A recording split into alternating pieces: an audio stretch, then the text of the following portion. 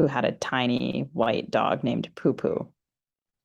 And my parents would take me to his house for the lesson, and Poo Poo would like be really excited to see us and would jump on us.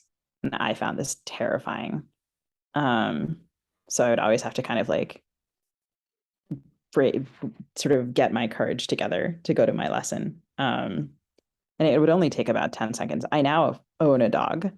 So I've come a long way. And I would imagine that Poo Poo was maybe one of the first dogs I knew. And he had such a ridiculous name. I Um, like the name though, Poo Poo. It's an interesting name. You know, it's so interesting you say that because I am scared of dogs. I am petrified, and I wonder if it's something about South Asians.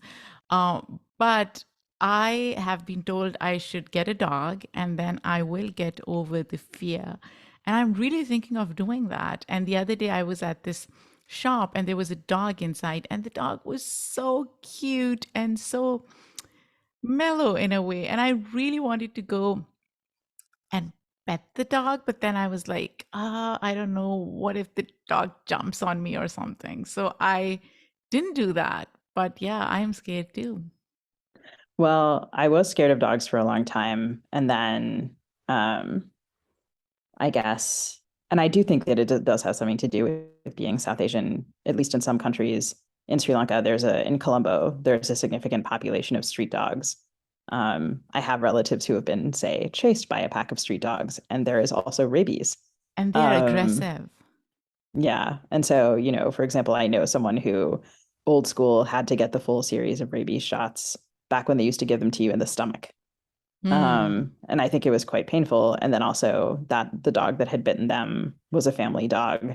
And then that dog was put down and they never had dogs again. So I think, I don't know, the population of strays doesn't necessarily invest people with good emotional history with dogs. And so my own dog's name is Kunju, and she's not exactly an anecdote of my childhood, but maybe she's connected to these dog anecdotes that I was terrified of all of these dogs. And then I wanted to get a dog, and I was saying to my husband, "Oh, I wish I could get a dog."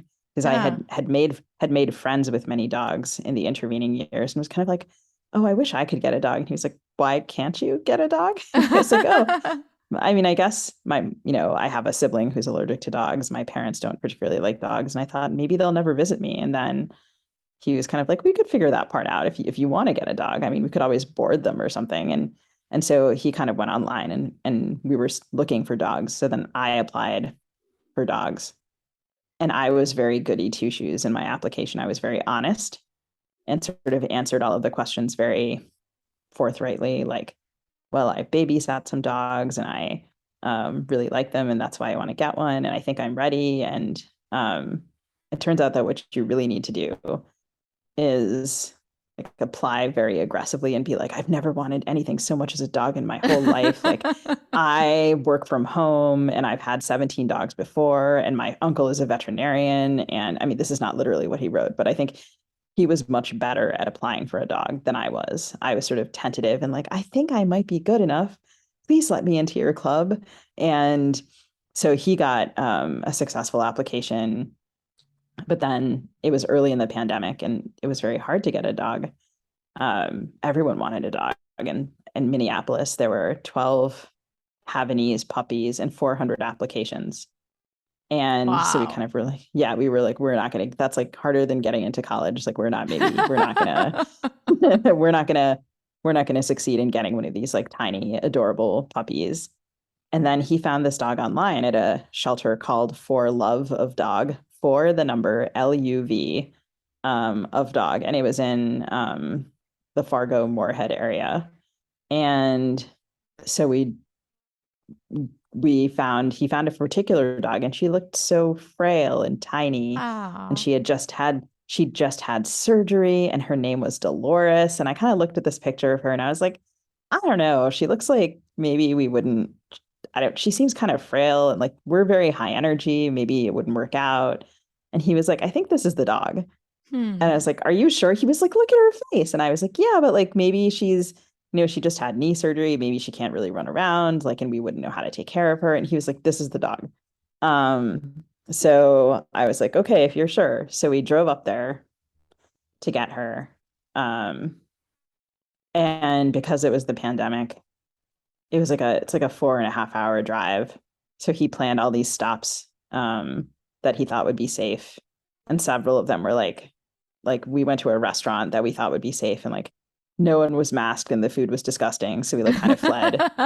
Um, and then we went to go and get the dog. Um, and she was so energetic and cute and kind of like pranced around a little bit and she didn't have a tail and she was adorable.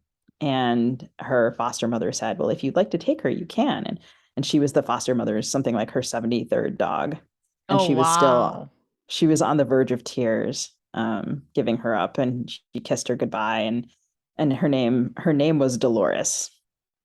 And we renamed her Kunju, and she got in the car and sat on my lap and was like, really? Let's go. This seems fun.